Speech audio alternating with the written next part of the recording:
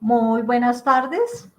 Nuevamente el espacio de tertulia sobre filosofía de la ciencia, el cual es un ambiente para dialogar y comunicarnos virtualmente, con el cual se busca conversar sobre diversos temas relacionados con la filosofía de la ciencia, su historia, sus debates y controversias, sus relaciones con la filosofía de la tecnología y la sociedad.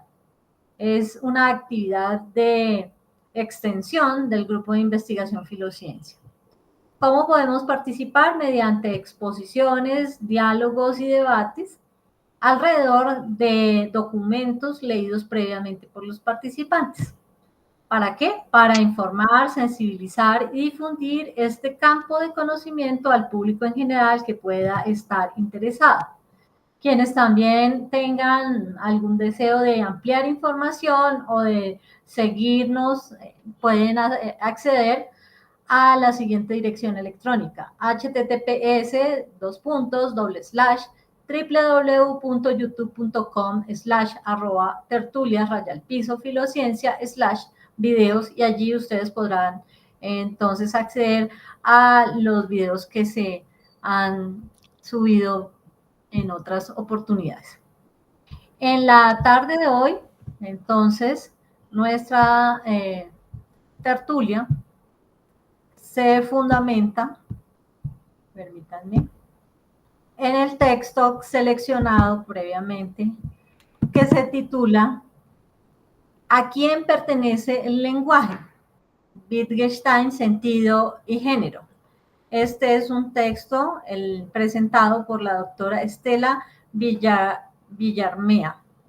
Y como tal, este es un artículo que integra también o hace parte de un proyecto de investigación presentado por la doctora y que es titulado Conocimiento e Ideología de la Universidad Complutense de Madrid. Entonces, si tienen alguna información que podamos ampliar y contextualizar a la audiencia acerca de la autora. Sí, pues yo tengo, no sé si Camilo tiene, yo tengo. Entonces, No, pues... en el momento no, Ale. Listo, bueno. La profesora Estela Villarmea, pues sus áreas de especialización son epistemología y filosofía feminista. Pues su campo de interés actualmente es filosofía del nacimiento. Estela Villarmea es profesora de filosofía en la Universidad Complutense de Madrid, como lo señaló Astrid. Actualmente está investigando sobre la filosofía del nacimiento, es decir, sobre cómo nuestras nociones de parto reflejan nuestra visión del ser humano. Ella ha trabajado en epistemología, filosofía del feminismo y metafilosofía, es decir, filosofía de la filosofía. Ella está interesada en la innovación conceptual, la justificación moral y política de nuestras creencias y la relación entre el conocimiento y la acción emancipadora. Como Marie Curie Fellow, es profesora de la Universidad de Oxford, ha dirigido el proyecto de investigación Controversias en el parto, de la epistemología a las prácticas, financiado por la Comisión Europea. Desarrolló una comprensión filosófica de los conflictos y el consenso en torno al nacimiento.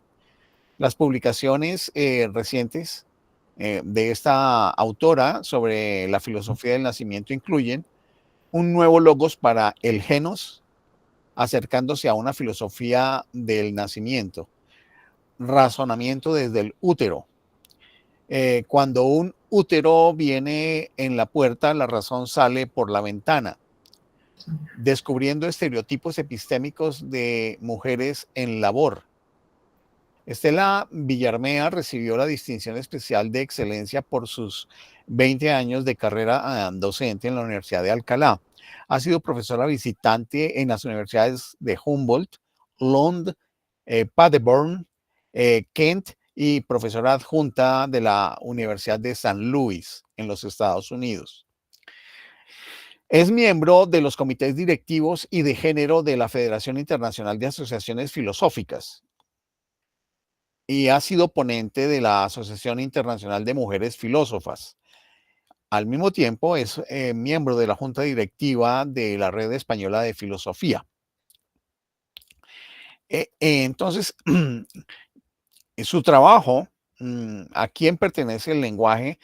eh, Wittgenstein, Sentido y Género, pues es parte de una obra más extensa eh, que tiene que ver con la hermenéutica. Son varios trabajos que tratan el asunto de la hermenéutica.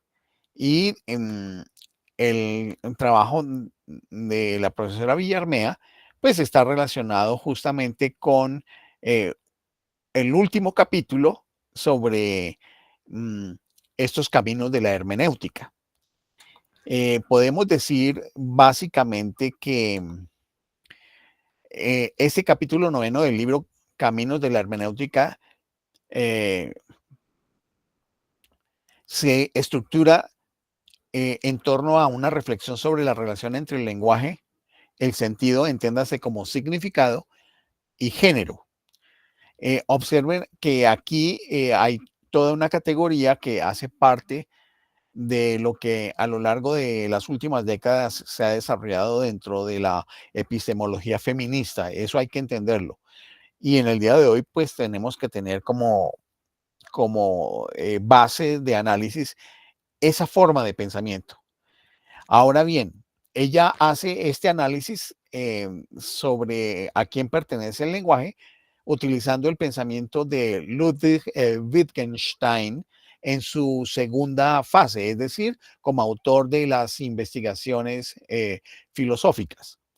Entonces, ella aborda el capítulo, perdón, de la siguiente manera. Primero hace un análisis sobre la hermenéutica y análisis del lenguaje. Y voy a ser muy sintético en eso porque después vamos a entrar en detalle. En este apartado establece el marco teórico principal combinando la hermenéutica con el análisis del lenguaje de Wittgenstein.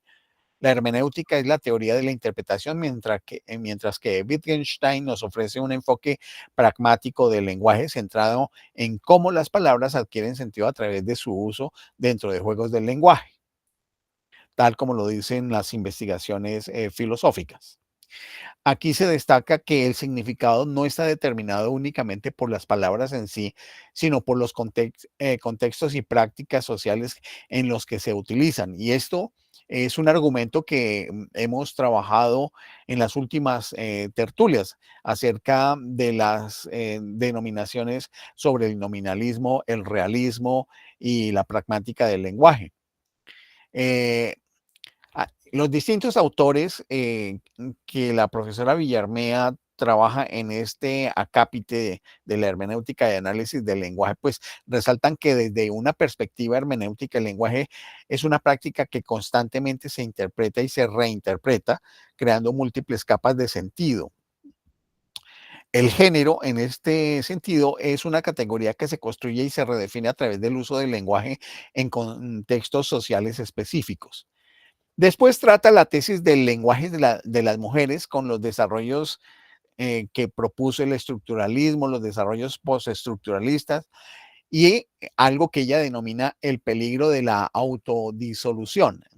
En esa parte del capítulo, pues se aborda la idea de que las mujeres tienen un lenguaje propio. Ese es un supuesto teórico que ella tiene, o un lenguaje de las mujeres, una tesis que ha sido objeto de discusión tanto por el estructuralismo como por el postestructuralismo. Desde el estructuralismo se veía el lenguaje como un sistema cerrado y universal, mientras que el postestructuralismo descompone esa visión al mostrar que el lenguaje está lleno de contradicciones, diferencias y también de tensiones. Eh, Aquí se indica que el postestructuralismo abre nuevas posibilidades para repensar el género y el lenguaje, pero también se advierte sobre el peligro de una autodisolución, es decir, que el cuestionamiento radical de todas las categorías, incluidas las de género, podría llevar a una especie de nihilismo o descreimiento en el que las identidades y las categorías pierden todo tipo de significado. El tercer componente tiene que ver con los aspectos escépticos del lenguaje de las mujeres, con una analogía de cierto tipo de feminismo epistemológico y cierto tipo de escepticismo, perdón, nociológico, y la crítica desde Wittgenstein al lenguaje de las mujeres. Este tercer componente del capítulo me parece que es el crucial, el más importante de todos, porque aquí viene pues la tesis fundamental que ella maneja. Se desarrolla una crítica muy profunda a la idea de un lenguaje de las mujeres comparándolo con el escepticismo nociológico. Cierto tipo de feminismo epistemológico, al reivindicar un lenguaje propio para las mujeres, corre el riesgo de caer en una posición escéptica, similar a la que tiene el escepticismo filosófico, que duda de la posibilidad de conocer el mundo a través del lenguaje común. Wittgenstein, con su enfoque pragmático del lenguaje, pues sería crítico de esta idea, ya que para él no existen lenguajes separados o particulares, no existen lenguajes privados que puedan ser entendidos de una manera independiente de las propias prácticas sociales compartidas. El lenguaje, en la visión de Wittgenstein, es una herramienta común, y cuando el intento de separarlo de los lenguajes propios corre el riesgo de caer en un aislamiento que podría impedir la comunicación y el entendimiento mutuo, sobre todo a sabiendas de que un lenguaje del feminismo sería un lenguaje que tendría que tener una estructura totalmente distinta, con una emergencia totalmente distinta al lenguaje que a lo largo de los siglos en todas las culturas se ha desarrollado, que es el que el feminismo denomina lenguaje patriarcal. Entonces tendría que ser estructuralmente y esencialmente diferente. Y allí se entra en una contradicción. Eh, en el cuarto acápite del capítulo, pues plantea una reforma del lenguaje, o discute una posible reforma del lenguaje. Aquí se centra en la posibilidad de una reforma, pues, del lenguaje, y plantea la cuestión de si es posible y deseable reformar el lenguaje para hacerlo más inclusivo y menos opresivo en términos de género, que es parte de lo que está sucediendo en varias partes del mundo, donde se quiere a la brava, a punta de leyes, hacer el lenguaje inclusivo, incluida Colombia. En eso estamos, no tanto desde el punto de vista legal como en el caso de Argentina o España, pero sí desde el punto de vista de ciertas prácticas que políticamente tienen cierto tipo de apoyo y que se auspician. A través de la lente de Wittgenstein, Villarmea plantea que hay una reforma del lenguaje que, que intentaría el cambio de palabras, pero dice que no sería simplemente un cambio de palabras, sino una transformación de las prácticas en los juegos del lenguaje que configuran nuestra comprensión del mundo. Y en esto tiene toda la razón, porque en el planteamiento que hace Wittgenstein sobre la naturaleza del lenguaje, y lo que los filólogos también han entendido, es que las lenguas son procesos como entes vivos, y que no tienen un desarrollo más allá de las voluntades de los seres humanos, y que no se pueden imponer cierto tipo de reglas o estructuras a partir de convenciones normativas.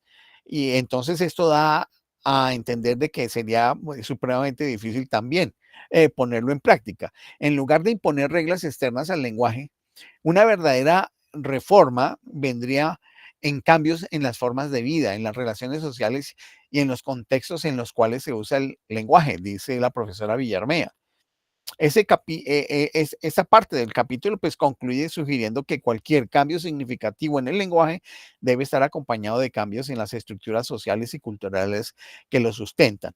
Este sería, digamos, como el mapa general de lo que configuraría este capítulo, y me parece que podremos tomar, si te parece, Astrid, eh, la discusión de cada uno de estos cuatro elementos, donde indudablemente sí el principal es el tercero, que es la crítica que hace Villarmea acerca del nihilismo al cual pudiera llegar este supuesto lenguaje de las mujeres.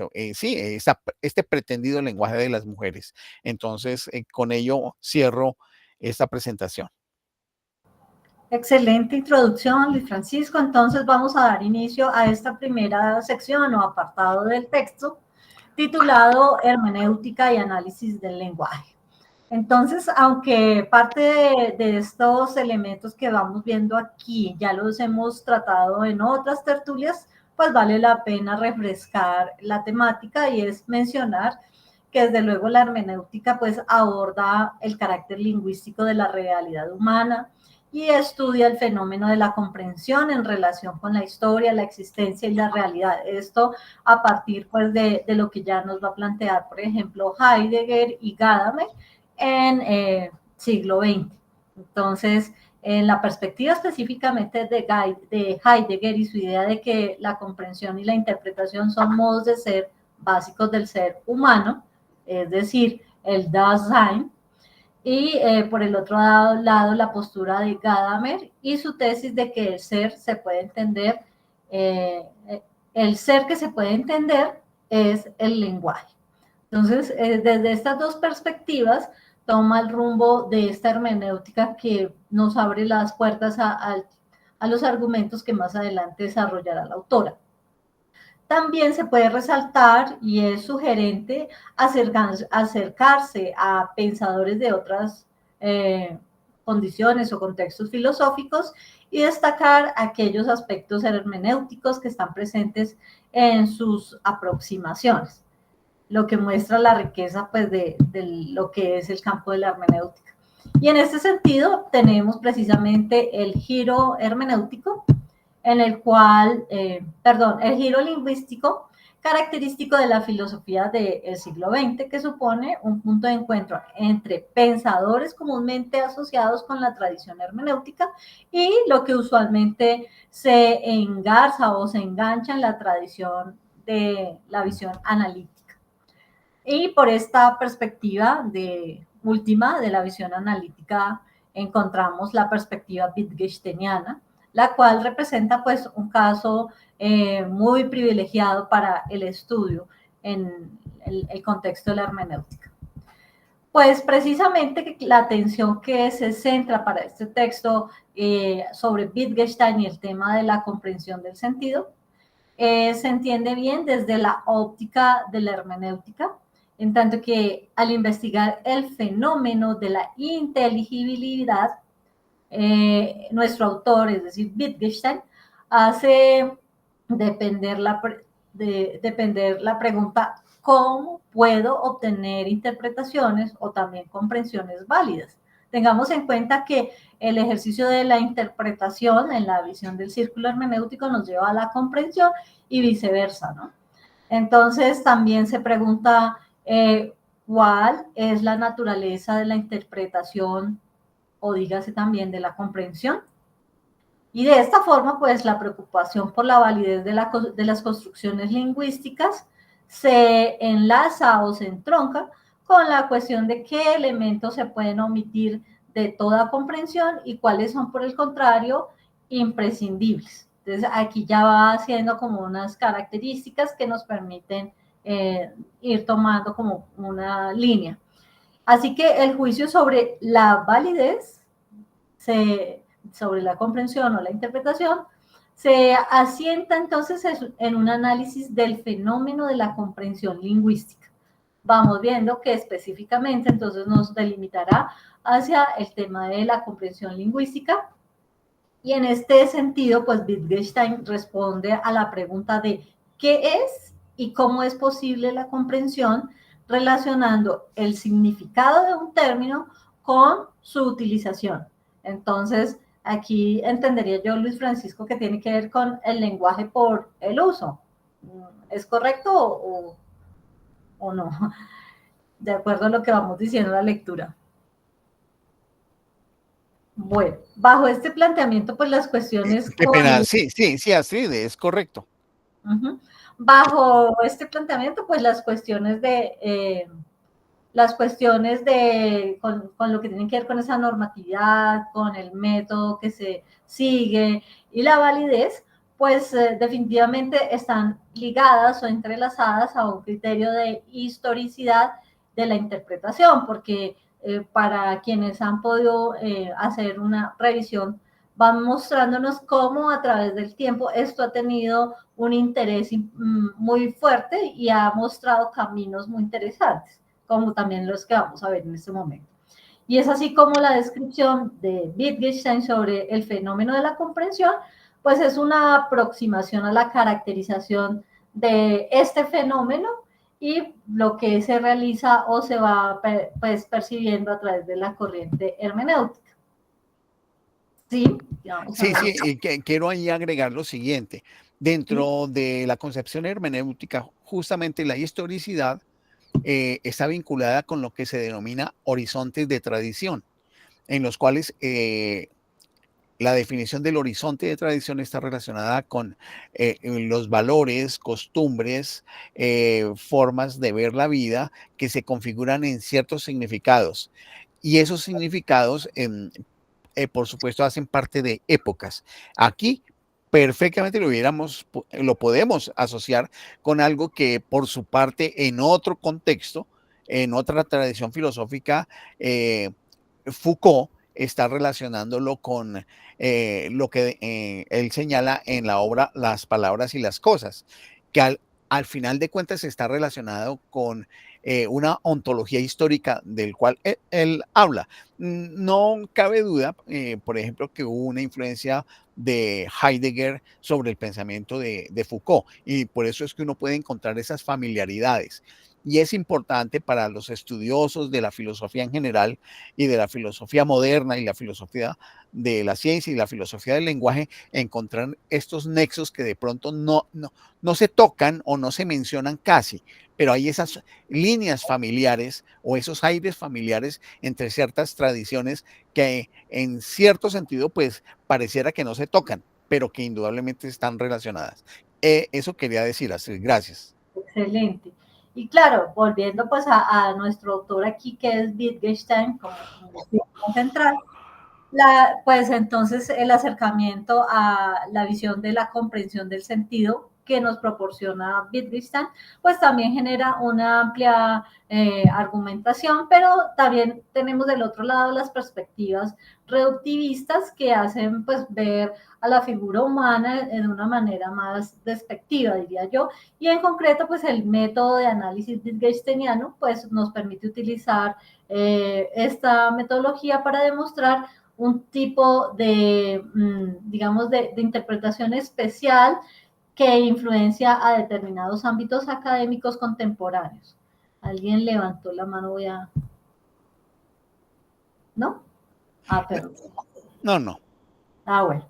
Entonces, siguiendo con este nivel de argumentación, pues en concreto, como se decía, pues esto da unas condiciones o una caracterización para los tiempos actuales también acerca de cómo se interpretan estos fenómenos en el contexto lingüístico, y la idea es que existe algo así como un lenguaje que característicamente aquí lo va a tomar como ella lo quiere mostrar, de orden masculino y otro esencialmente femenino, que es lo que Francisco en un momento dado en la introducción nos fue indicando, y vamos a ver pues esos elementos que ella quiere defender y que nosotros desde nuestra perspectiva podríamos plantear. Así que pues no hay que por ello olvidar que una de las versiones de la epistemología feminista más extendidas en los últimos tiempos es la que sostiene que la mayoría de los discursos sobre el conocimiento que impera en nuestra sociedad tienen un carácter masculino.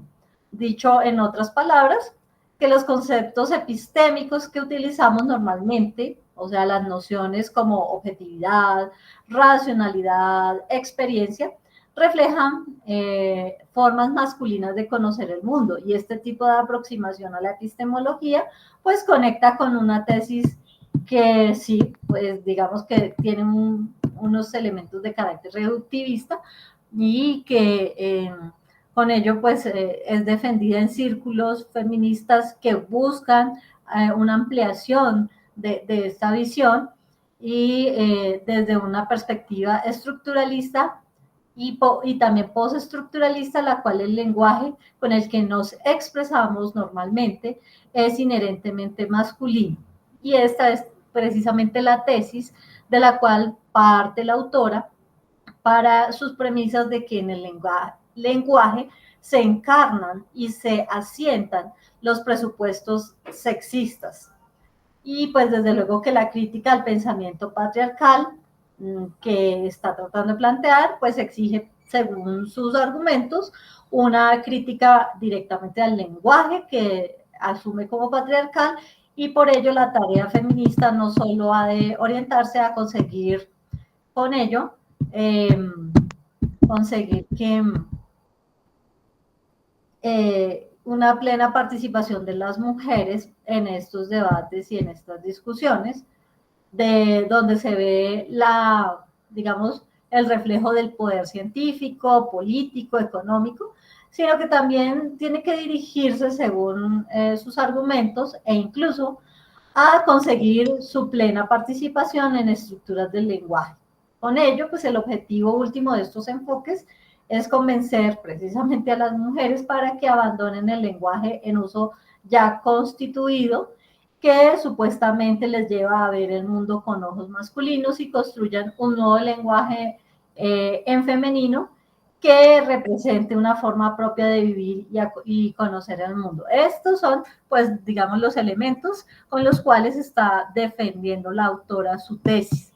Según su entender, la máxima dificultad lógica que enfrenta, pues, esta concepción de la tarea feminista consiste en que las argumentaciones se ven obligadas a que a partir de un sistema de ideas, en este caso el que está basado en el lenguaje masculino, tiene como propósito destacar pues un sistema de ideas que tienen desde luego esa visión masculina, e incurren así en un círculo vicioso, pues la conclusión requiere la misma premisa que pretende invalidar.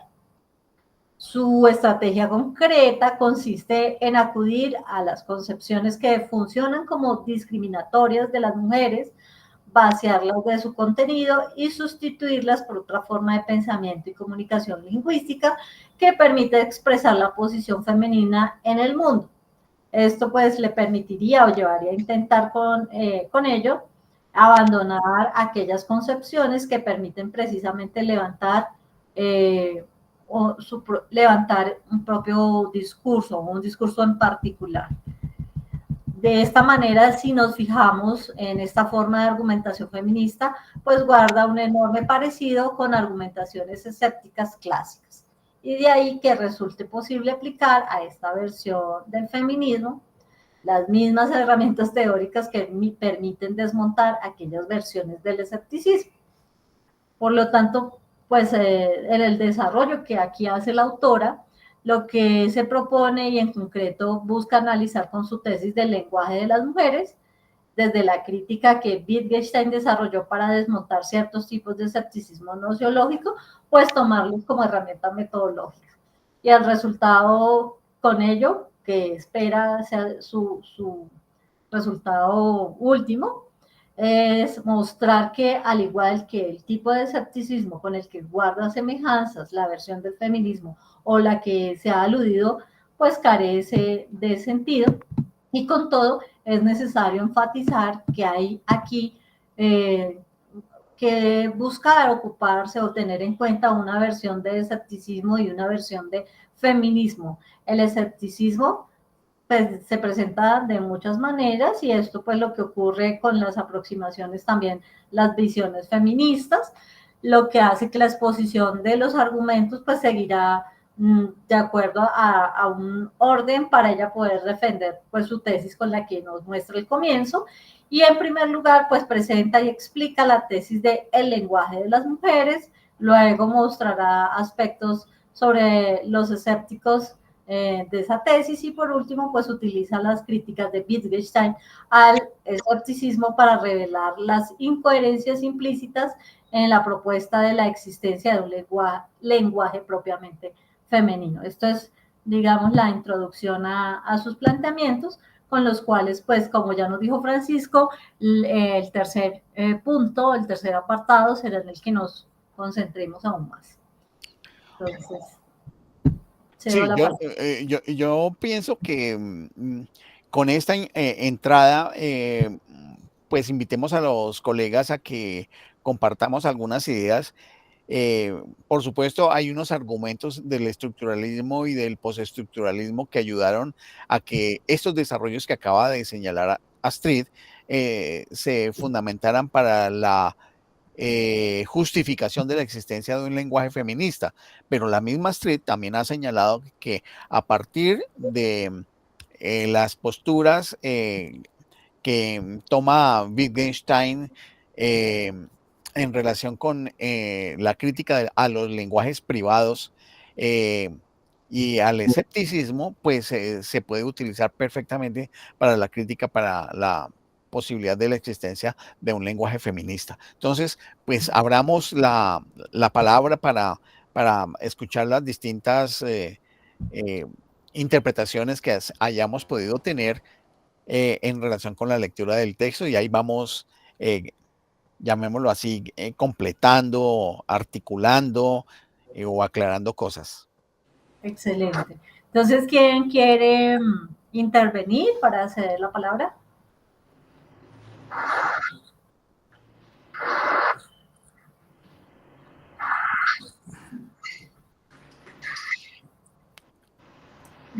Camilo. Hoy parece un público callado, entonces Sí, es que me decido a intervenir. Bueno, pues comenzando por agradecer a Francisco por el resumen que nos dio al comienzo.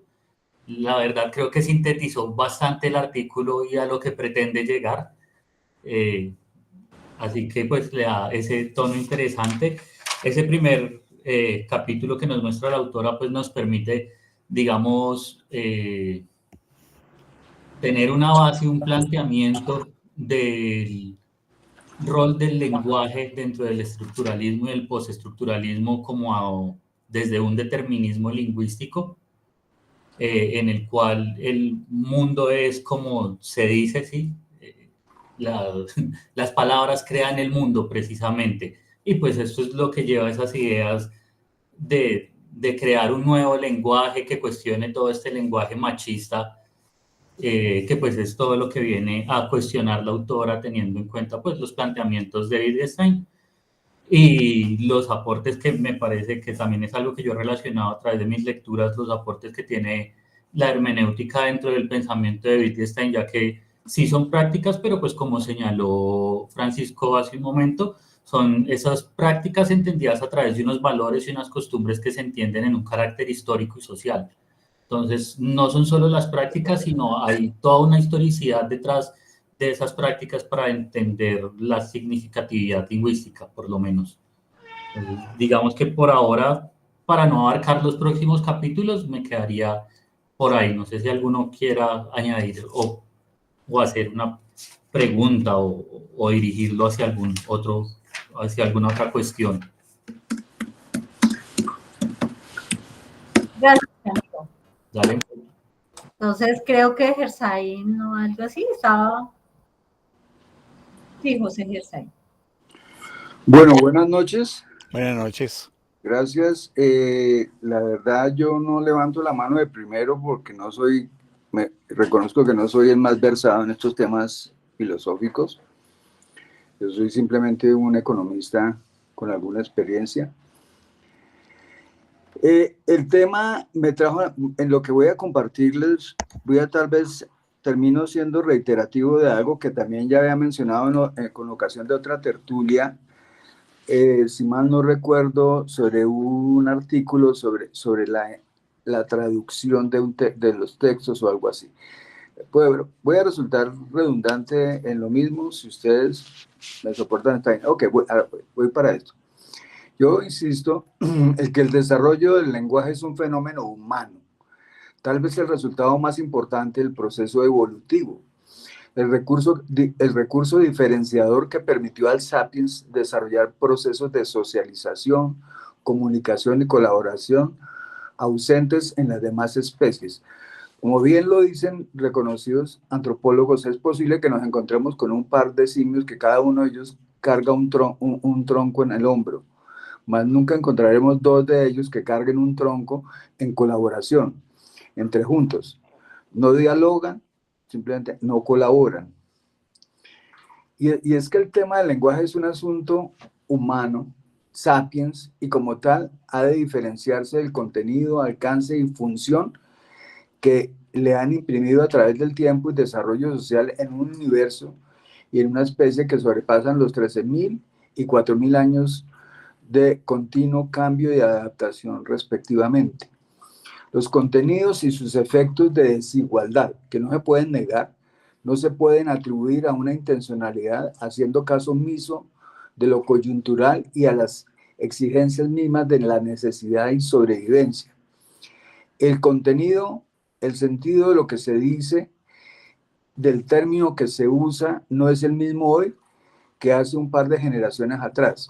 A manera de ejemplo, remito a la historiografía conceptual, que invita a construir la historia a partir de las vivencias del significado histórico coyuntural de los términos usados en las narrativas y testimonios de base. El diálogo histórico no puede ser literal. Intentar apropiarse del lenguaje es la sublimación del deseo de acumular poder, dándole apellido a la expropiación de lo que es propiedad común. Sin negar los sesgos y desigualdades que se han imbrincado en la cotidianidad comunicativa, el lenguaje ha sido una construcción humana.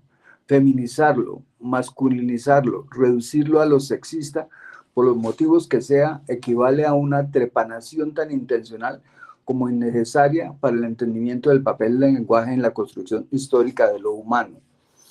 Es necesario entonces diferenciar entre los eventos históricos individuales o colectivos y sus efectos en materia de género y el discurso que lo soportó o justificó en determinado momento.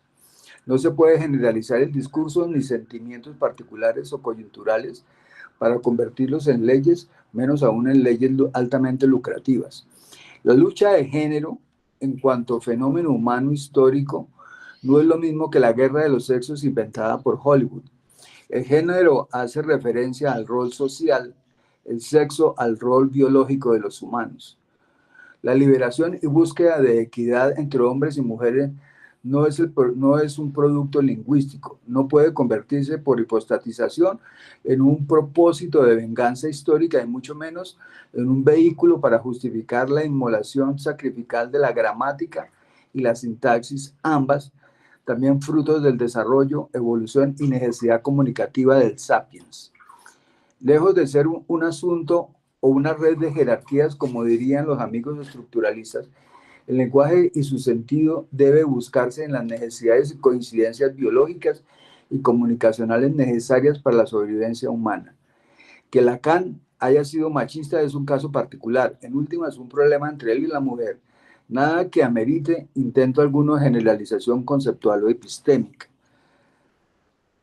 Lenguaje fálico, solo a manera de ejemplo, la interpretación de una obra de arte siempre será fruto del contenido material de la obra y el inventario emocional y conceptual de quien la observa.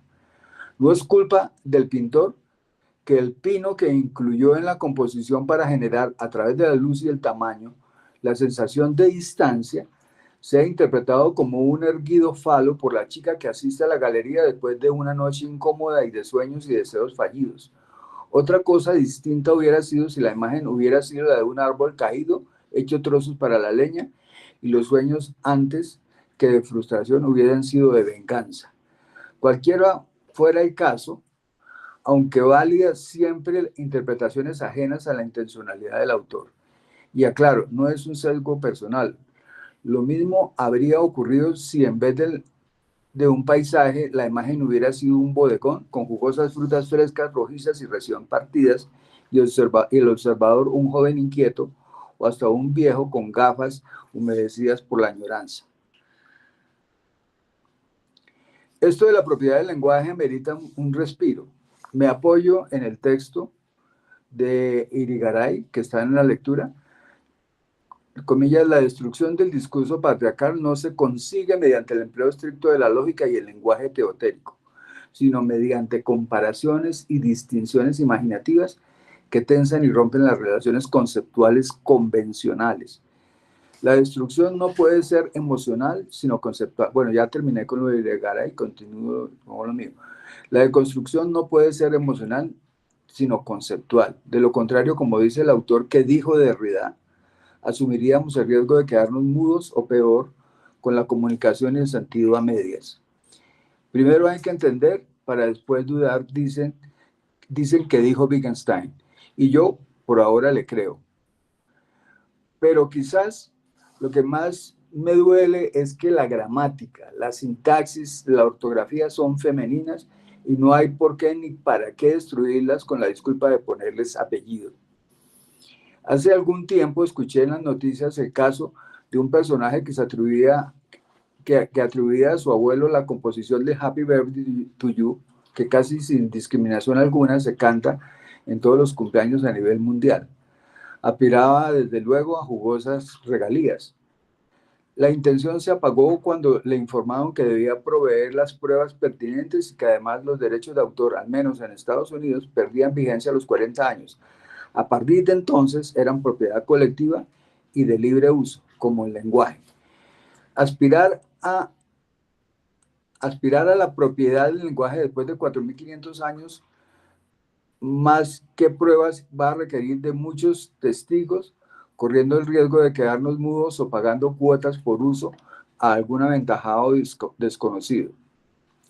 Aclaro para terminar que el uso reiterativo que hago de la palabra humano se asocia con el sapiens, de ninguna manera con alguna línea política de esas que parecen haberlo usurpado pensando en intangibles estirpes interplanetarias. El lenguaje no es masculino ni negativo, sino todo lo contrario, hubiera dicho un extinto líder colombiano,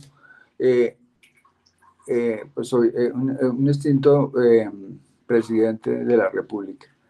Yo simplemente sigo pensando que el día que lleguemos a hablar de lenguajes y lenguajes, estaríamos destruyendo mucho de lo que hemos evolucionado. Simplemente lo restringo a lo humano. Muchas gracias. Gracias, José Gersaín. Indudablemente el grueso de tu intervención contiene una mirada muy particular de tu parte, basada en las posturas del naturalismo. Y por supuesto, en ese sentido, ese desarrollo que planteas de el proceso del lenguaje dentro de los procesos de sobrevivencia que están muy relacionados con la manera de cómo se actúa, se trabaja y se elabora para poder seguir persistiendo en términos de vida, los relaciona con la aparición de una serie de códigos de significado en una perspectiva naturalista, y después hace algunos desarrollos que se vinculan con lo que plantea el texto. Por supuesto que es una visión muy respetable acerca de la naturaleza del lenguaje que muchos autores han tratado en otra perspectiva. Claro, en este sentido estamos hablando de una visión no ni histórica, estrictamente hablando, ni tampoco antropológica, sino más bien de las filosofías del lenguaje del siglo XX, donde se plantea por un lado la visión analítica de Wittgenstein al servicio de una interpretación posible dentro de la hermenéutica filosófica del lenguaje, que es otra tradición, y esta unión que hace Villarmea entre esas dos tradiciones trata de plantear las insuficiencias o imposibilidades que tendría lo que el movimiento feminista, desde el punto de vista filosófico y lingüístico, intenta hacer, tratando de construir un lenguaje femenino. Y la propia Villarmea, que es filósofa feminista, hace una crítica fuerte con respecto a estas posturas de construir un lenguaje femenino. ¿Por qué? Porque la naturaleza del lenguaje ha sido una construcción histórica, donde ahí indudablemente creo que José Gersaín está de acuerdo dentro de su descripción naturalista, y que, pues, por supuesto, como decía Camilo, hay una serie de elementos de tradición que se construyen históricamente, que generan la naturaleza de los lenguajes de las distintas lenguas esparcidas en el planeta. Y por supuesto, en ese sentido, pues hay unos límites que tiene el trabajo de la profesora Villarmea y es el lenguaje femenino, su crítica desde Wittgenstein y las posturas de la defensa de un lenguaje femenino a raíz de las premisas que ha hecho el estructuralismo inicialmente y posteriormente el postestructuralismo, del cual también pues José Gersaín toma algún planteamiento de Lewis y de Garay y algo en relación con Lacan.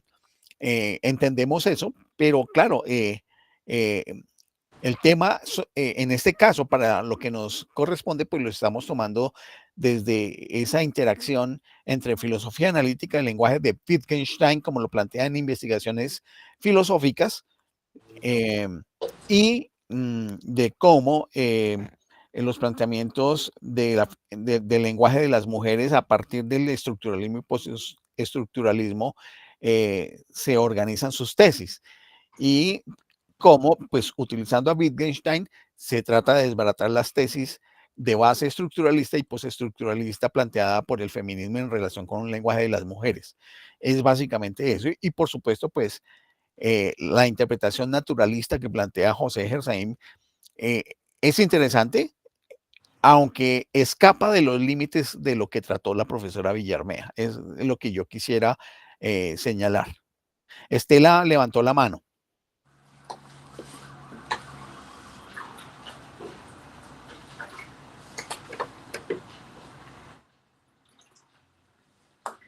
Estela. ¿Será que tienes en el chat algo escrito o no? No, bueno. No, hoy afortunadamente estoy en casa y puedo utilizar el micrófono. Bueno, pues a mí sí me gustó la lectura y me gustó los últimos párrafos en donde estaba como la conclusión. Rescato de la lectura que la hipótesis central es que el lenguaje no es neutral ni imparcial, sino que refleja las estructuras de poder, incluidas las de género. Y pues ella habla de la teoría de los juegos del lenguaje de Wittgenstein para argumentar que el significado no es intrínseco en las palabras, sino que surge del uso. Y aquí hago un énfasis en la palabra uso. Dentro de una comunidad, el lenguaje perpetúa relaciones de poder y por ello debe reformularse para incluir y para visibilizar las experiencias de las mujeres y de otros grupos marginados. El lenguaje está vivo, tanto desde todos sus puntos de vista, ¿no? Tanto desde la gramática, la sintaxis, la lexicografía están vivas. Y por lo tanto, el estar vivo es cambiante. Si no fuera cambiante, pues no estaríamos hablando español, estaríamos hablando latín, y ni siquiera estaríamos hablando de latín, estaríamos hablando indoeuropeo, ¿no? Es una lucha muy grande para mí entender esto y tenerme que abocar, porque aquí donde yo vivo hay una ley que me obliga a que cuando yo escribo un documento oficial lo tengo que hacer con lenguaje incluyente. Entonces es toda una pensadera de cómo voy a decir funcionarios y funcionarias. Entonces ya últimamente he tratado de acomodarme con la palabra las personas funcionarias y para todo utilizo las personas funcionarias precisamente porque yo a veces me siento violentando las normas de la gramática, sin olvidar que la gramática es cambiante, ¿no? Cuando habla de que está reflejando las estructuras de poder, pues sí es cierto. Y las estructuras de poder, querámoslo o no, son masculinas. Ella va a decir fálicas, yo me quedo en que son masculinas. Siempre me he preguntado qué tiene que ver, y el español es algo especial precisamente por el uso del femenino y el masculino, ¿no? Y que no tienen otros idiomas, por ejemplo, como el inglés. En inglés la palabra door es puerta y punto. En español la palabra puerta es femenina. ¿Y qué tiene este objeto cuadrado, rectangular o como sea para que se le asigne la condición de género femenino? Pues en su estructura y en su esencia no tiene nada. Simplemente hay que recordar que el lenguaje es arbitrario. ¿Qué más decía que aquí? Dice que el significado no es intrínseco a las palabras, sino que surge del uso. Y también que perpetúa pues las relaciones de poder, y pues eso está supremamente claro. Aquí en México, después de tantas décadas de vivir aquí, hay algo a lo que yo no me acostumbro, que es el albur. El albur son esos juegos de palabras de doble sentido, siempre, siempre con contenido sexual, siempre. Y hay unos juegos tan finos que yo no los entiendo. Entonces hay veces me toca a alguien de confianza preguntarle, oye, ¿qué quiere decir esto? Porque cuando yo lo dije se rieron. Y se ríen porque están inmersos en en este doble sentido, en esta ambivalencia que dan a veces las palabras y que se puede tomar por un lado, que se puede tomar por otro. De hecho, pues en eso recae un chiste, ¿no? El chiste recae en una ambigüedad, que puede ser por ejemplo, se venden vestidos para novia de segunda. ¿Y ahí cuál es la ambigüedad? ¿Qué es la de segunda, la novia o el vestido? Entonces ahí está como la gracia. Son estos saltos lógicos de una línea que muchas veces las personas con Down, o no me acuerdo cuál es el otro problema que está muy de moda, pues no las entienden, ¿no? Porque ellos entienden una linealidad. ¿Y que es machista? Sí, sí es machista. Es tan machista que tenemos, por ejemplo, ya se me perdió acá. Ya lo tenía aquí. Ya yo lo abrí. Por ejemplo, el significado de el animalito zorro. Si yo lo digo en masculino, un zorro es un animal, o puede ser un espadachín justiciero. Pero si yo digo zorra, el significado, además de ser la hembra del zorro, me va a decir que es una mujer puta. Si digo perro, es el mejor amigo del hombre. Si digo perra, pues es una puta. Si digo aventurero, es un hombre osado, valiente, arriesgado. Si digo aventurera, pues también corresponde a la palabra puta. Si digo ambicioso, es un hombre visionario, enérgico y con metas.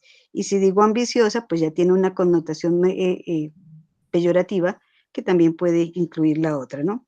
Si digo cualquiera, es un fulano, mengano o un sutano, pero si digo cualquier, y si digo cualquiera, pues es una persona cualquiera que también tiene que ver con la prostituta.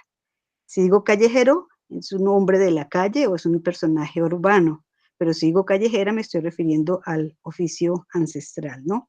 Si digo hombrezuelo, estoy hablando denostativamente de un hombre, puede ser un varón mínimo, pequeñito, estoy como denostándolo, pero si digo mujerzuela, también hablo de una mujer pública, ¿no?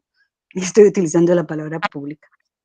Si digo hombre público, es una persona prominente, generalmente asociada con la parte política, pero si digo mujer pública, pues es una prostituta. Si digo golfo, es una masa de agua marina parcialmente rodeada de tierra, pero si digo golfar, pues es una prostituta. Si digo lobo, es un hombre experimentado, y si digo loba, es una prostituta. Si digo ligero, es un hombre débil o sencillo, mientras que en el femenino ligera es prostituta. Si digo adúltero, es un hombre infiel, generalmente muy alabado, porque entre más infieles sean, son más machos. Y si digo adúltera, pues es una prostituta. Entonces, este cambio tan radical dentro de nuestros países latinoamericanos respecto al cambio de género de una palabra, pues es una construcción sociolingüística y sociológica, ¿no? ¿Qué otra cosa tenía por aquí? Bueno, creo que por ahora está ahí, ¿no? Lo que se me haya pasado ahora el ratito me acordaré. Pero pues sí, son realidades. Leer este tipo de artículos es para mí interesante. Y sobre todo es eso, ¿no? En que me debato entre lo que se vive sociolingüísticamente, en lo que debiera ser como gramática, y que siempre, siempre, siempre nuestra parte sintáctica, gramática, va rezagada con respecto a la parte oral, ¿no? La oralidad siempre va adelantada, y esta otra parte pues es muchísimo más conservadora, y uno también se moldea por su profesión, no de a gratis. En algún momento estudié restauración y estudié archivonomía, ¿no? Entonces siempre es como esa lucha entre entender esta parte conservadora desde el punto de vista de lingüística y entender lo que sucede desde el punto de ser mujer viviendo en un pueblo machista. Muchas gracias, Estela. Claro, es que aquí estamos, claro, en alguna medida cuando hablamos de las ideas de Wittgenstein como crítica a las contradicciones de la búsqueda de un lenguaje femenino, estamos hablando desde una pragmática, vamos a utilizar los términos de Austin y de Searle, de una pragmática conceptual del lenguaje. Y claro, tú te estás refiriendo a una pragmática empírica del lenguaje, específicamente de México, que es un país particularmente machista, tal vez incluso uno de los más machistas de América Latina.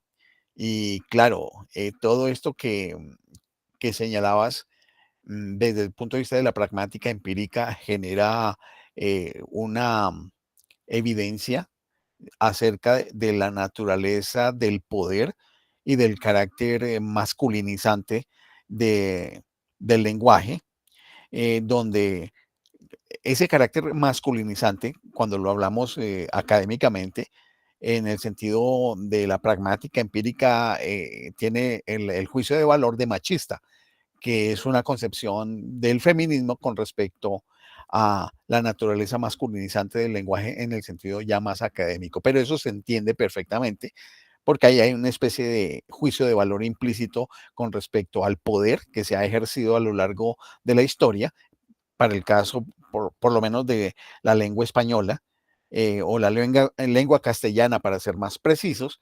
y su desarrollo histórico.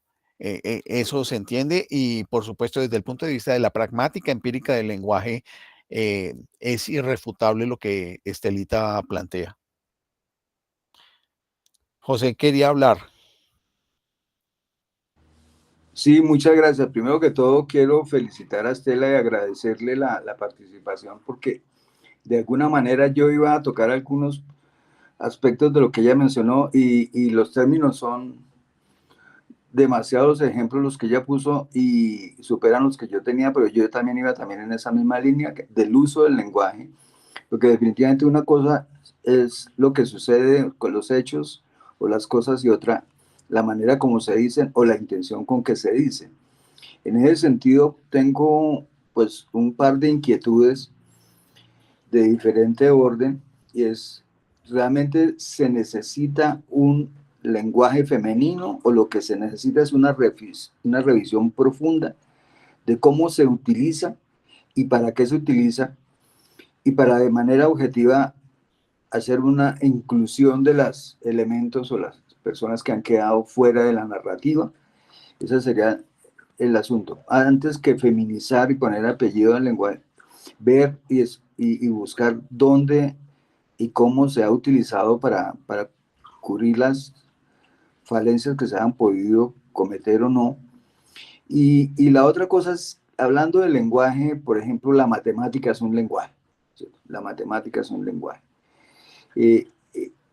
Entonces, estamos como reduciendo la reflexión a lo que decimos o nos decimos las personas en determinado momento sobre determinados hechos, pero las formas del lenguaje son muchísimas. Es decir, aquí tal vez tuvimos algo sobre el lenguaje corporal y cosas de eso, pero digo yo, la matemática es una forma de lenguaje también, ¿cierto?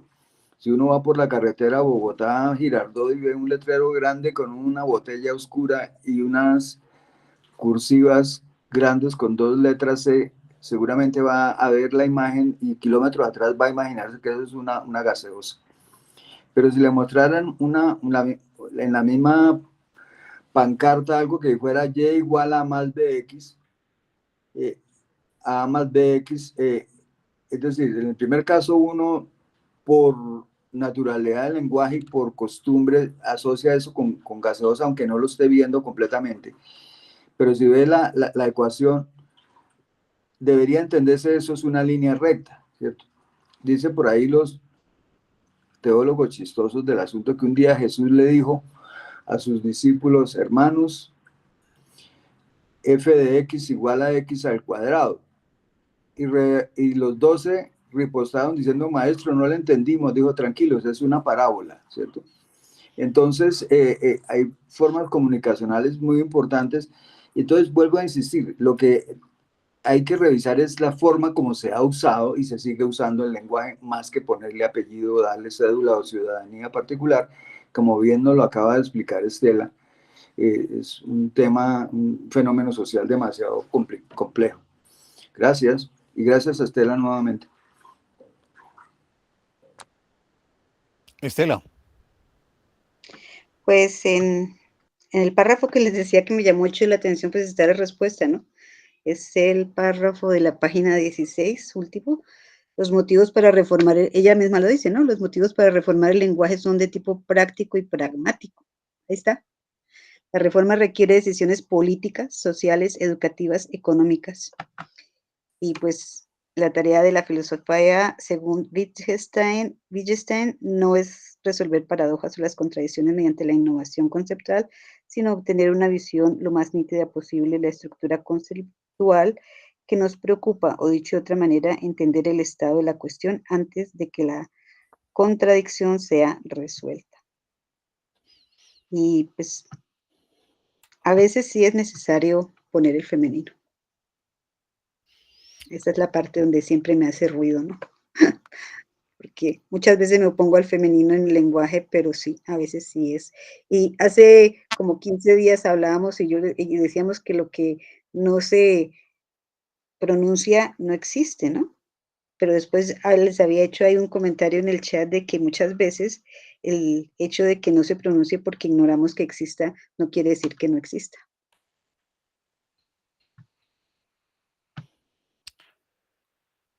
El asunto siempre tiene que contextualizarse. Hay un ejercicio, por lo menos el que Astrid y mi persona hemos desarrollado a lo largo de 15 años, más o menos, me corregirá Astrid, es que tenemos siempre que hacer una delimitación sobre el tipo de análisis que vamos haciendo. Claro, el capítulo 9 de la profesora Villarmea está referido a un análisis crítico desde la filosofía del lenguaje. Por supuesto, la filosofía del lenguaje, con ella no se agota el problema del lenguaje, porque el lenguaje aborda una inmensa cantidad de cosas más. Por supuesto, todos los elementos o características que ha planteado Estela desde la pragmática empírica del lenguaje, pues sobrepasan las posibilidades de la discusión que había planteado la profesora Villarmea. Ella se queda en los aspectos más teóricos y más conceptuales. No quiere decir que no sea oportuno haber traído estos elementos de la pragmática empírica, por supuesto. La matemática es un tipo de lenguaje, estamos totalmente de acuerdo. Pero aquí básicamente estamos hablando del lenguaje sentencial, es decir, del lenguaje que se utiliza como medio de comunicación cotidiano o académico básico. Porque, claro, la matemática es un tipo de lenguaje muy especializado, justamente de niveles bastante abstractos y que podría tener una dinámica totalmente distinta porque su pragmática es básicamente formal. Claro, el lenguaje sentencial también tiene una pragmática formal que ni siquiera aquí estamos tratando, porque aquí solamente estamos hablando de unos aspectos filosóficos que se relacionan con lo epistémico y con la organización del conocimiento con el lenguaje en términos de su interpretación, su significado, a la luz de la tradición del estructuralismo, postestructuralismo, con la hermenéutica y también la filosofía analítica de Wittgenstein sobre el lenguaje. Entonces, varias de las cosas que se han tratado, pues, rebasan ese límite, no queriendo decir que no tengan sentido, tienen sentido dentro de lo que estamos comparando, pero como parte de nuestra disciplina académica con Astrid, pues sabemos que el corral o las vallas que tiene el artículo o el capítulo son estas de tipo académico formal. Lo otro que también trata el lenguaje, que es lo que ha dicho Estela y lo que ha dicho José Gersaín, pues por supuesto se tiene en cuenta en el lenguaje, pero apuntan en una dirección distinta, llamémoslo así, están en otro polígono, no en el polígono que corresponde al capítulo. Eso es lo que quiero decir, sin que ello demerite, por supuesto que no, en los comentarios que han hecho. Yo quiero decir como algunas cosas y que creo que pueden ser como un poquito orientadoras para pues quienes vean el video y también como para el contexto en el que estamos. Y es un poquito ver a qué se está refiriendo el autor cuando nos habla del estructuralismo y el deconstruccionismo, ¿sí? En el sentido de que cuando en el carácter del lenguaje, en este caso de la filosofía del lenguaje, está tratando es de ver cómo está organizado ese lenguaje, no tanto por el contenido, por las palabras, sino en cuanto a todos estos elementos de comprensión y de significado que desde el comienzo nos estaba planteando la autora, y que eso además requiere como de una interpretación de segundo orden, como pues lo veo yo. ¿En qué sentido? Sí, todos estos ejemplos que nos han traído los compañeros nos permitirían en la vida cotidiana entender esas implicaciones de un lenguaje en una perspectiva o femenina o masculina. Ahora bien, sin ponerle estos rótulos de que si está dicho en femenino o masculino, sino lo que hay ahí en la metaestructura o lo que está un poco más allá del contenido textual. Y es, por ejemplo, las implicaciones que llegan a tener los lenguajes. Coloquemos el ejemplo de los símbolos, de los significados, que esto también hace parte de lo que también examinan los estructuralistas y en cuanto al símbolo. Entonces, no necesariamente es algo que está dicho porque la palabra termine en femenino o en masculino, sino por lo que en su uso del lenguaje está significando. Y por su uso, entonces hay términos que van a indicar imposición, poder, orden o una jerarquización. Y si lo estamos hablando en términos de ciencia, entonces van a haber criterios o condiciones que le dicen qué se puede o qué no se puede hacer, por ejemplo, en una práctica científica, porque hay una lógica del lenguaje para la forma de presentar los argumentos.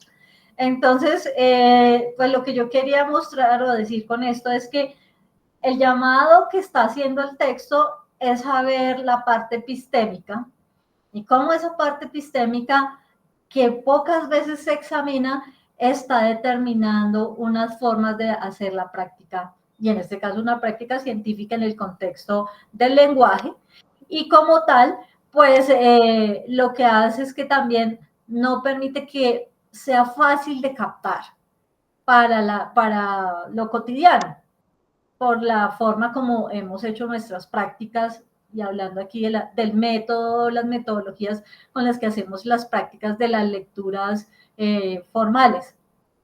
Y esto para llevarlo ahora sí hacia lo que ella está queriendo plantear en la perspectiva de lo femenino. Yo veo que no es tanto porque si lo decimos en términos de lo femenino o lo masculino, sino cómo ese lenguaje a su vez está generando, por ejemplo, unas relaciones de autoridad, de jerarquización, por ejemplo. Eso será posible que en un sistema en el que de todas maneras necesitamos que haya un orden lógico de quién es el que toma las decisiones finales o cuáles son las personas que por sus relaciones de poder o lo que haya sido, son las que toman las decisiones, y eso como está vinculado con el espíritu que mueve el autoritarismo en algunas ocasiones, en otras en que definitivamente las opciones tan participativas no necesariamente han dado resultados efectivos. por tratar de ser muy participativos, no necesariamente logramos que las cosas sean eficientes, ¿cierto? Entonces, yo lo veo en una relación de cómo de lo femenino o de la visión de esa episteme femenina que está subyacente en unas relaciones de poder que el estructuralismo trabaja mucho, por eso la arqueología del saber, en el sentido de ver cómo es que se ha ido a través del tiempo construyendo unos conceptos y unos criterios que de alguna manera generan un orden y una organización social en el campo de la ciencia, en el campo de la administración y que involucran unas relaciones pues de autoridad y de poder. Sí. No, gracias, Astrid, por ese planteamiento, porque me parece que es supremamente juicioso, creo que es bastante sesudo en el sentido de ver más allá de las pretensiones que dice el mismo texto, y creo que eso es válido. Me parece que, por ejemplo, la profesora Villarmea reconoce que el plantear un lenguaje femenino como una reforma del lenguaje a partir del lenguaje que ya históricamente es masculino, que evidentemente así lo es, y que está relacionado con estructuras de poder, evidentemente así lo es llegar a una situación de imposibilidad, porque es que se parte de un lenguaje masculino para construir un lenguaje femenino, lo cual lleva a una crítica como a la que es semejante a la que se le hace al escepticismo. Entonces, en ese sentido, no es una tarea posible.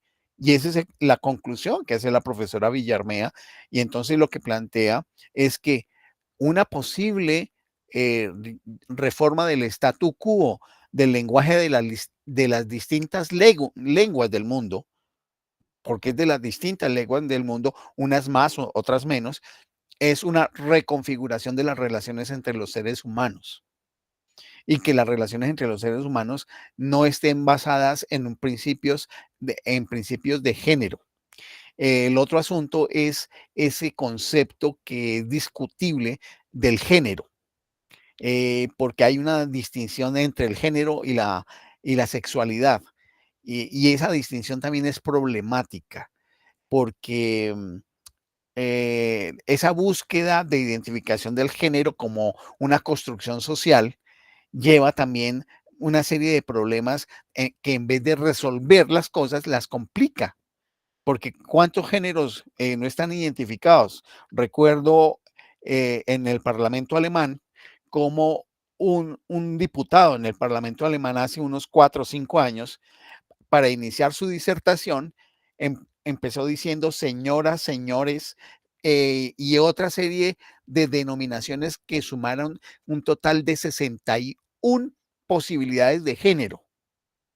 Cuando se empieza a admitir todo ese asunto de la diversidad y de la inclusión, donde la diversidad y la inclusión desde el punto de vista demográfico, estamos hablando que la diversidad se convierte en una minoría, pero se ha vuelto una imposición sobre las mayorías en el uso del lenguaje, desde el punto de vista político como agenda.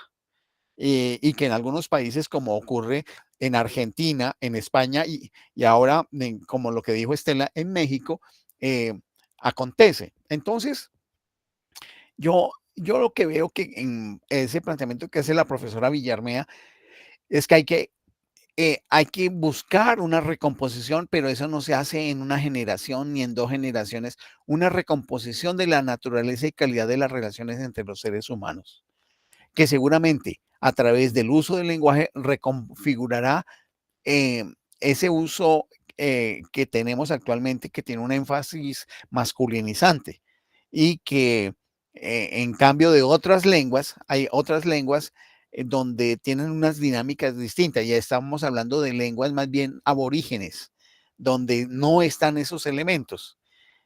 Eh, eh, ahora, habría que ver si esa reconfiguración de las formas de relacionamiento no son simplemente asuntos de orden político, no son asuntos de orden social, tienen que ver con un asunto de las concepciones más íntimas e internas de cada ser humano. O sea, conllevan a una revisión espiritual de la existencia de los distintos seres en este mundo, lo cual me hace ver que difícilmente a través de sistemas normativos, de un decreto que hable acerca de inclusión como está sucediendo en México y en Argentina y en España, el lenguaje inclusivo permita ya de una vez decir que todo está resuelto. Por supuesto no está resuelto y la gente lo sabe. Entonces, quería resaltar lo que dice la profesora Villarmea de esa necesidad de reelaborar las formas como nos relacionamos los seres humanos. Camilo. Gracias, Francisco. Sí, de hecho, esa era una parte que quería tocar un poco más adelante, pero pues que ya de manera transversal la ha tocado Gersaín, Estela, Astrid y tú, y es que todo esto lleva más a un fondo, a un trasfondo de cómo esto ha servido más como un discurso político y ya ha trascendido de ser un discurso de la filosofía. Sí, digamos que actualmente, si bien conocemos las inconsistencias, en el sentido lógico, normativo, en filosófico, de cómo entender y de cómo esto es una contradicción, creo que el punto de por qué se ha mantenido es que esto ya no es un discurso filosófico, conceptual o teórico, es un discurso netamente político, y a esto están ligadas una serie de prácticas políticas, pues de asociaciones, de grupos, que lo que hacen es querer, digamos que abarcar toda esta generación que hoy en día llaman woke, esta generación despierta que pues no tiene muy claro esos ideales y lo que hacen es cogerlos en cualquier idea tergiversadora que puede sonar bastante bien en principio, pero pues que si uno intenta estudiar a fondo se da cuenta que es insostenible, como la profesora Villarmea pues muestra en su artículo. Entonces pues creo que eso es uno de los puntos que más me interesaba, y es el punto de cómo esto es un lenguaje político, ni siquiera es un discurso ya filosófico teórico, es netamente político. Muchas gracias. Muy valioso esto que dices, Camilo. Estelita quiere hablar.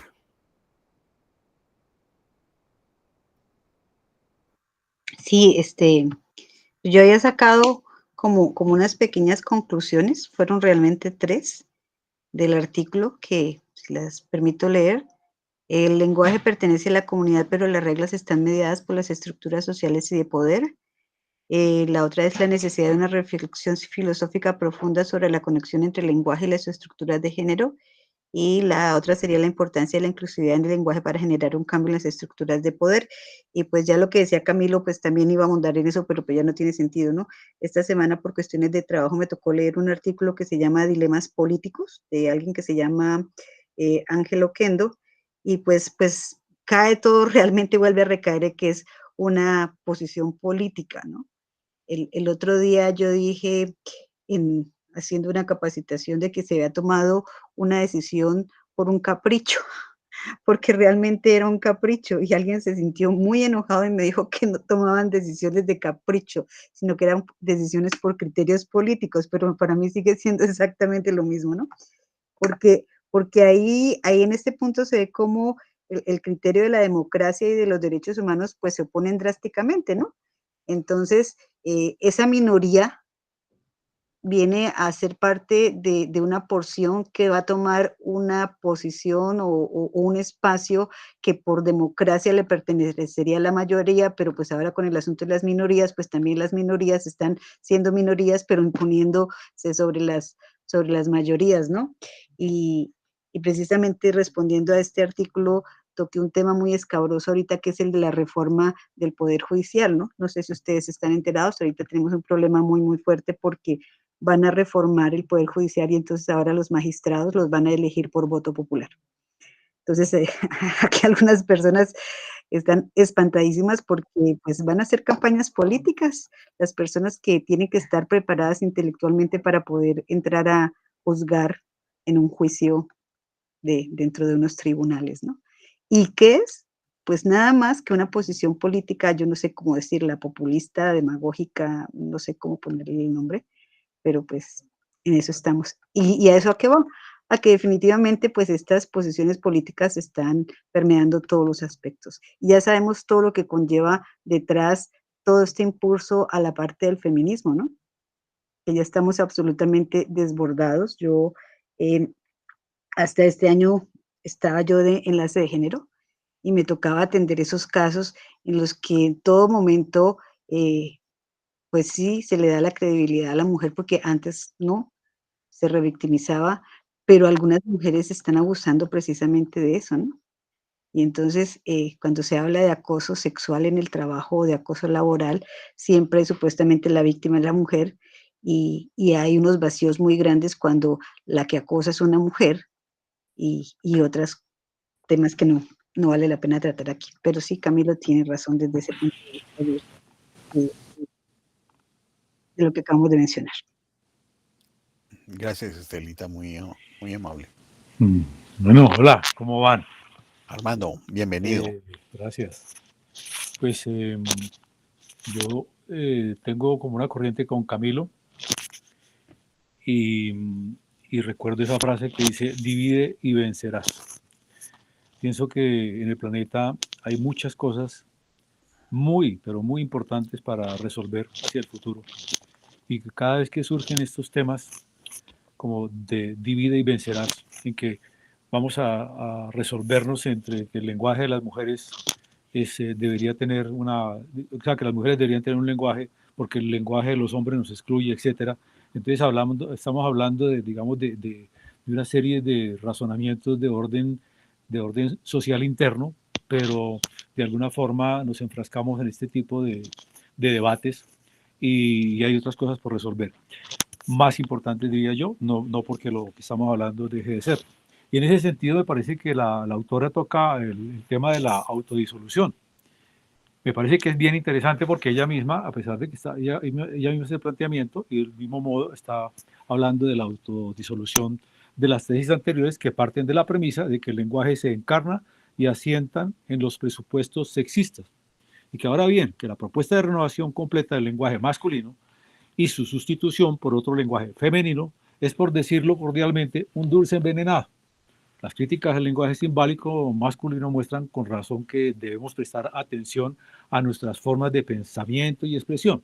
Afortunadamente, a estas alturas de la investigación en ciencias sociales, disponemos de abundantes pruebas de falta de participación y control de las mujeres en los discursos y conocimientos que se generan en diversos ámbitos de la realidad. Y los estudios han dejado patente hasta qué punto el sexismo está inserto en nuestro vocabulario y formas de relación. Resultados tan palmarios a menudo que llevan a concluir que en su estado actual el lenguaje no puede ser una buena herramienta para la expresión de las mujeres. O sea, no obstante, esta conclusión es compatible con dos propuestas de acción diferentes.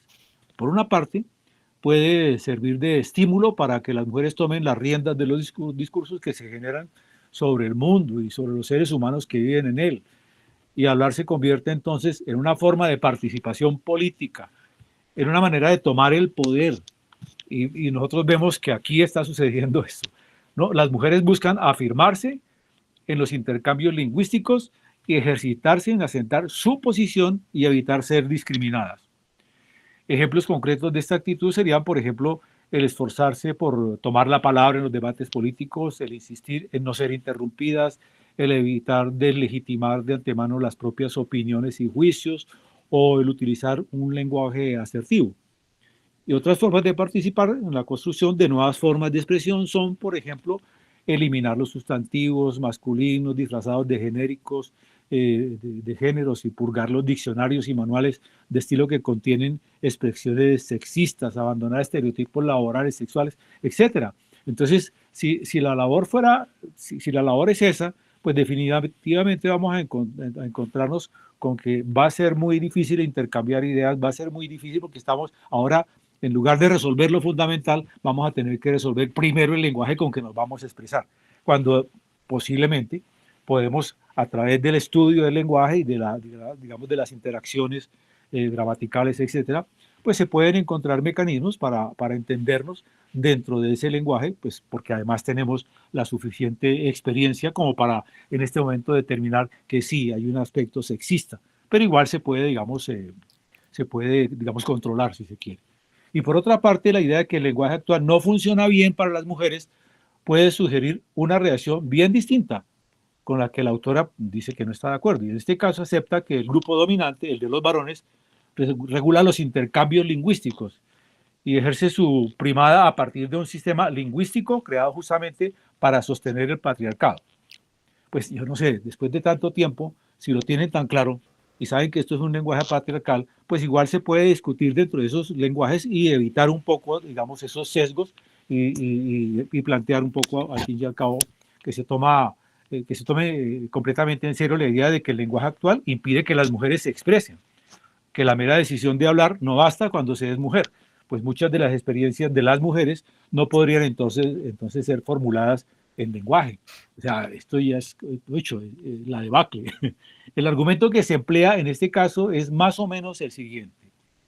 Si el lenguaje que las mujeres hablan, aquel en el que se ven obligadas a hablar, está teñido de sexismo, un sexismo que es más profundo que el de alguna especie de diccionario revisable, si la gramática del lenguaje es ella misma un reflejo de pensamiento masculino, entonces nada de lo que las mujeres puedan decir o escribir en el lenguaje ya existente puede llegar a ser feminista. Entonces, a partir de esa premisa, se hace necesaria la invención de un nuevo lenguaje con el que construir nuestros discursos, pues puede ser cualquier intento de apoyarnos en el lenguaje que ya está en marcha y que podría llevarnos definitivamente al fracaso, porque no nos vamos a entender. Entonces, el desarrollo de estrategias nuevas y radicales incluiría el análisis del vocabulario y las formas sintácticas, la etimología creativa, las asociaciones semánticas novedosas y la separación imaginativa de raíces, sufijos, prefijos, entre otros recursos, para que los partidarios o partidarias de este segundo curso de acción, lo que la crítica feminista debe conseguir es desequilibrar las relaciones y concatenaciones de sentido actuales, así como ofrecer nuevas asociaciones conceptuales. Entonces, imaginémonos este asunto en el mundo político, en el mundo de la economía. El problema no es solo con términos individuales que, en tanto que simples epítetos ofensivos pueden ser expurgados, sí, sustituidos o borrados, sino con las relaciones entre dichos términos. Al fin y al cabo, si la propia estructura del significado depende de la diferencia sexual, entonces la simple expulsión o inclusión de significados puede no tener el efecto deseado. Si la estructura del lenguaje exige una jerarquía genérica, entonces nos impondrá que palabras nuevas, no impondrá o impondrá palabras nuevas que se inventen o se redescubran, puesto que las mismas religiones son asimétricas y van a tener que llegar a reconstruirse de nuevo, conforme otras palabras cambien de significado para acomodar esta misma adición o eliminación. Es, digamos que, especialmente criticable a este respecto que la confianza en los discursos políticamente correctos, pues la sustitución de un término masculino por otro que represente a los dos géneros, no hace sino disfrazar un sexismo que va a seguir siendo vigente. En fin, esto yo creo que pues sí, es muy importante, porque no puede uno en este mundo, digamos, donde el feminismo de diversos colores toma cuerpo, no puede uno ser, digamos, radical en la crítica, pero sí pienso que se presta para generar un tipo de discursos que nos van a distraer acerca de lo fundamental. Muchas gracias. Armando, muchas gracias. Muy lúcido lo que señalas a partir de lo planteado por la profesora Villarmea. Mientras hablabas y planteabas los argumentos, estaba pensando en si la lógica formal de tipo sentencial también tiene un carácter masculinizante, porque cuando uno trabaja la lógica formal sentencial, que es coger estructuras del lenguaje y simplemente formalizarlas, esa formalización es una formalización lógico-matemática. Habría que mirar si entonces en esa estructura de formalización lógico-matemática también hubiese un asunto relacionado con un elemento masculinizante. Aunque sí hay algunos planteamientos donde dice que el lenguaje masculinizante es ante todo de corte lógico racional y que el lenguaje feminizante es de tipo intuitivo emocional. Entonces, en ese sentido, la lógica formal del lenguaje sentencial sería una lógica masculinizante, de acuerdo con lo que derivo, pero en la estructura del desarrollo de las ciencias formales, dentro de los cuales está ese tipo de lógica, dentro de la gran cantidad de lógicas que hay, pues entonces tendríamos que, habría que hacer una reconstrucción total de las ciencias y no solamente de la lógica. Estaríamos hablando de la física, de la química, y habría que ver entonces en la física qué elementos son masculinizantes y que por lo tanto tengan que ser reformulados. Y esa reformulación obedecería a cambiar teorías y los experimentos que se derivan de esas teorías, y por supuesto habría que deslegitimizar los desarrollos tecnológicos que estuvieran vinculados con esas teorías y leyes y modelos matemáticos derivados de la física que ha sido masculinizante. Pensar eso es un poco un desarrollo de lo que tú planteabas a partir de lo que dijo la profesora Villarmea. Entonces no tendría sentido, ¿sí? Porque decir que tenemos, yo tengo un computador aquí al frente y entonces estoy hablando del computador, no puedo hablar del computador, sino tengo que hablar de la computadora. Y en ese sentido, creo que entonces se resuelve una parte del problema. Bueno, pasaría lo que dice Estela, ¿no? Lo que sí. decía Estela, dice del computador a la computadora, entonces ya estaríamos pervirtiendo al computador, porque sería lo mismo que ser público o pública. Sí. Estoy un poquito saltando Sí, saltándome el eje. Yo ahorita me voy a dar un balazo en el pie, como dicen. Yo me estaba riendo aquí solita porque cuando yo estudiaba semántica, yo recuerdo que una cosa que nos decía el maestro es que cuando se crean palabras nuevas para tapar palabras tabú, simplemente la palabra nueva termina contagiándose de lo que quiere ocultar en la anterior, ¿no? Entonces. Claro, porque hay unos significados implícitos que tienen que ver con prácticas sociales, claro, indudablemente, Estelita, sí. Y hay que ver también que definitivamente si el lenguaje patriarcal ha sido toda la vida un obstáculo, entonces quiere decir que entre las mujeres y los señores pues no hay nada que hablar porque hay una carencia absoluta de lenguaje y eso no es verdad. No, totalmente cierto, estoy de acuerdo, sí. Luis Hernando. Que entre las señoras sí, y buenas los noches. señores Yo no se acabo de necesitan llegar aquí en palabras. medio de un aguacero y como a mí me gusta conversar, los he escuchado con atención. Venía en un bus en un bastante lleno. Acabo de llegar 1 hora y media en un aguacero fuerte. Una lluvia. No, muy interesante la conversación. Mi único comentario, el que yo tenía escrito, pero no sabía que me iba a demorar tanto en llegar, es que me parece interesante es que antes que la primera premisa no debería ser el cambio del lenguaje per se, sino buscar las transformaciones sociales que logren, ya lo dijo Francisco hace rato, un mejor relacionamiento humano, equidad entre los géneros, aún con ese problema de la diversidad, pues que yo creo que también es un poco un problema de época. Yo creo que se va decantando y los géneros van a ser menos que los que pretendidamente puede, pero me parece interesante es que los cambios sociales es la premisa que antecede y el comentario, como yo lo escribí, es que quizás sí haya una resignificación del lenguaje, en algún momento histórico en donde tales cambios sociales logren la equidad de género, la inclusión, etcétera, de manera real. Entonces, digamos, yo me despreocupo de eso y entiendo que la lectura del texto buscaba una discusión en términos más desde lo conceptual, sin meterse en la discusión política, pues que aquí aquí hubo intervenciones muy interesantes en lo político.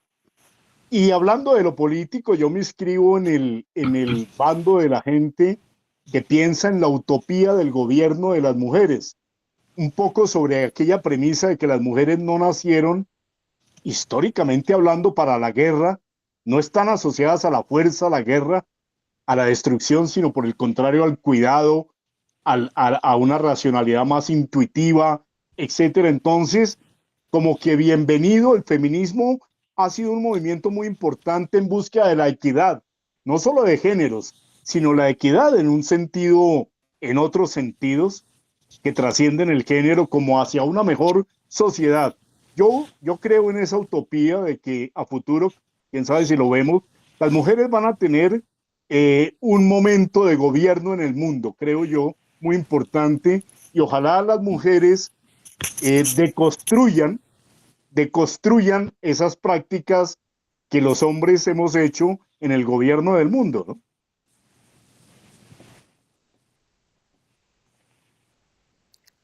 Bueno, gracias, Luis Hernando. Has dicho una buena cantidad de cosas que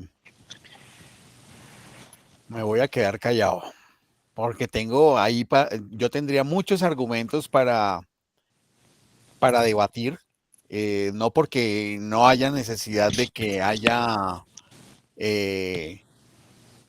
necesidad de equilibrar las relaciones entre el sexo masculino y el sexo femenino, es decir, de los seres humanos masculinos y los seres humanos femeninos. Indudablemente es necesario hacer esa equilibración, sino que es que hay unas connotaciones políticas con unos efectos que son terribles hoy por hoy desde el punto de vista jurídico y político en varios países del mundo, donde esa utopía hoy por hoy realmente estoy viendo que hay unos resultados que son trágicos de unas imposiciones y dictaduras violentas, revanchistas. Pero eso es tema para otro tipo de debate en otro foro.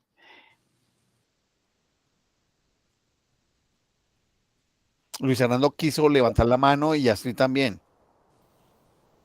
No, la dejé levantada. Yo ya hice uso de la palabra para no quedarme sin uso de la palabra porque acabo de llegar. Ah, listo. Astrid. Bueno, pues yo lo que quiero es decir algo que sirva como de apertura a una próxima tertulia y posiblemente de cierre en esta. No para sacarlos ya, no, sino como para que hagamos un puente. Y es pensando en algo de lo que la misma, en el término del texto en Wittgenstein y también en relación con esto de las palabras y las cosas, en función de que cómo estas particularidades pues crean mundos o crean realidades, querrámoslo o no, y pensando en el contexto en el que en este momento estamos viviendo y que nos va a tomar varios años, y es el lenguaje que nos está generando pues todo esto de las máquinas y de la tecnología. Y por colocar algunos ejemplos, por ejemplo, en el caso de lo que yo estoy trabajando en la universidad, nosotros hoy en día hablamos es de los Reels, de los bootcamps, de los Latitols. O sea, nada más estoy hablándoles de un contexto muy pequeño, que es una universidad que muy seguramente está copiando, porque no lo sé, está copiando lenguajes de un universo mucho más grande de instituciones que unen empresa, universidad, Estado, sociedad, y donde esos lenguajes, si se dan cuenta con las pocas palabras que les digo, no son ni femenino ni masculino.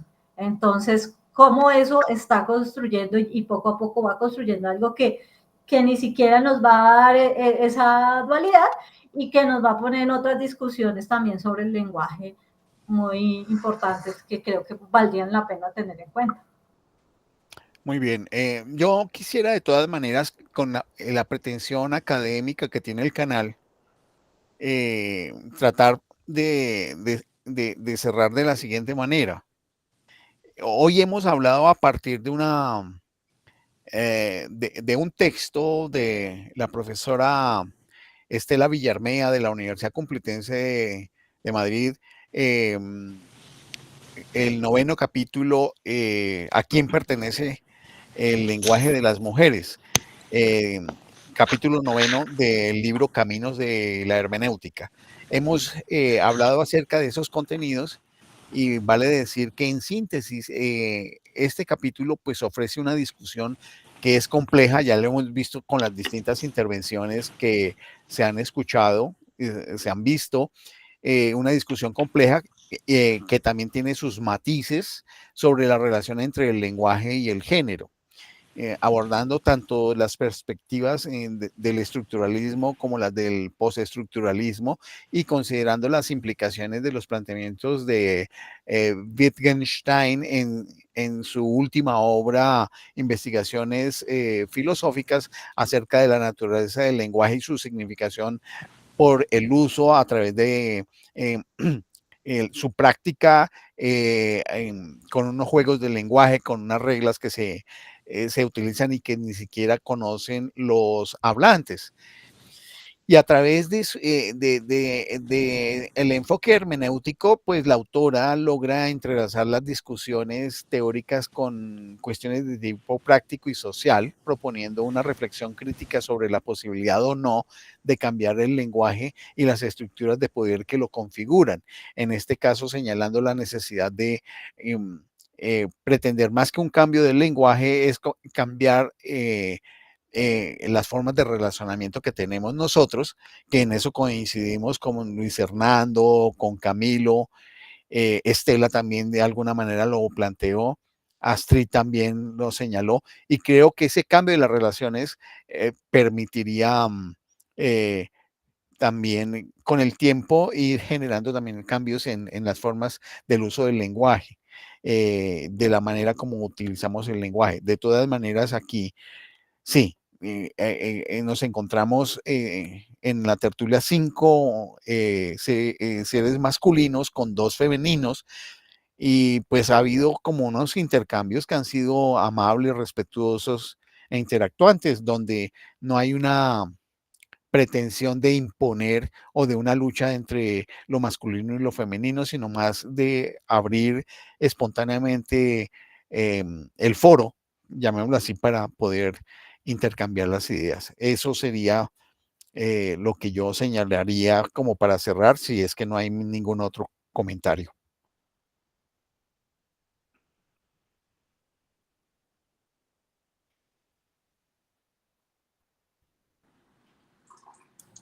No, pues Que de tertulia momento, y filosofía son femeninas.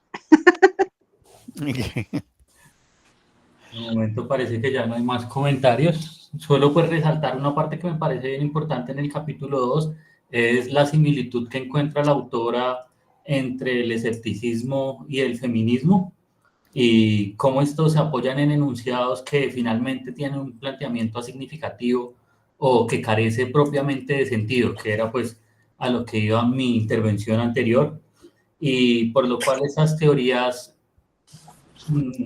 algo de lo que comparten entre sí es esa inconsistencia interna, como para retomar un poco del aporte más conceptual del artículo de la profesora Villarmea.